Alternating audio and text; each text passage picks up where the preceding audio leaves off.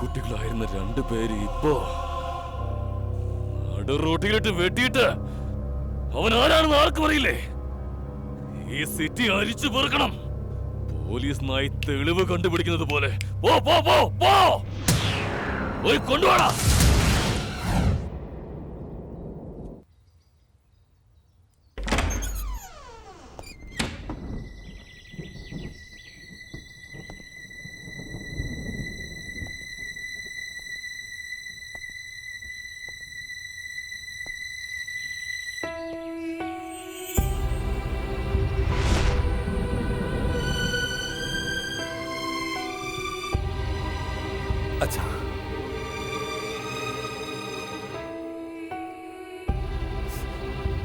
അച്ഛനോട് ഒരു സത്യം പറയണം. എന്താടാ പറയാൻ പോന്നെ?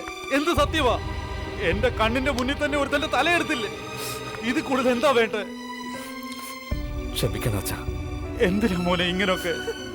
അല്ല അച്ഛാ, അത് വേണ്ട, എനിക്കൊന്നും കേക്കണ്ട.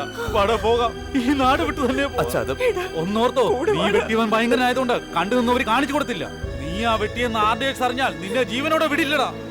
ദേവി ഇത് വാടാ, നമുക്ക് ഇവിടുന്ന് പോകാം. ഞാൻ വരില്ല. ഞാൻ വരില്ല. അവന്മാരുടെ വേര് പിഴുതെടുക്കാതെ ഞാൻ വരില്ല ഇവിടുന്ന്. കാരണം ഞാനിവിടെ വന്നത് തന്നെ അവന്മാരെ കൊല്ലാൻ വേണ്ടിയാ.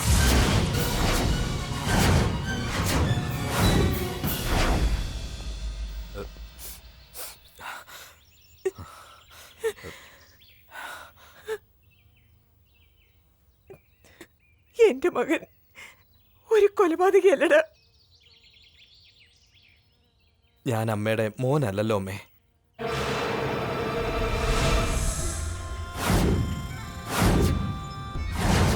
അമ്മ ക്ഷമിക്കണം. ചെറുപ്പത്തിൽ ഞാൻ നിങ്ങളോട് പറഞ്ഞതല്ലേ ഞാൻ ഒരു അനാഥനാണെന്ന്. അല്ലമ്മേ, എനിക്കെല്ലാവരും ഉണ്ടായിരുന്നു. ഇപ്പോൾ ഞാൻ പഠിക്കുന്ന കോളേജ് ലൈബ്രറിയാണമ്മേ ഒരു കാലത്തിൽ ഞങ്ങൾ ജീവിച്ച വീട്.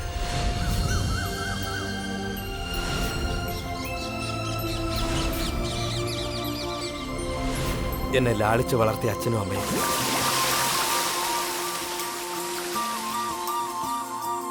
ഞാൻ എത്ര കുസൃതി കാട്ടിയാലും എന്നെ ഏറ്റവും സ്നേഹിച്ച ചിറ്റപ്പൻ.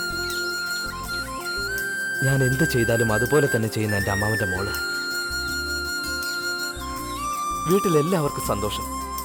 ഇതിലുപരിയായി ഞങ്ങളുടെ മുത്തച്ഛനെ ഞങ്ങൾ സ്നേഹിച്ചിരുന്നു. സ്നേഹമെന്ന പൂമാരി പൊഴിഞ്ഞ ഒരു കാലമുണ്ടായിരുന്നു ഞങ്ങളുടെ വീട്ടിൽ.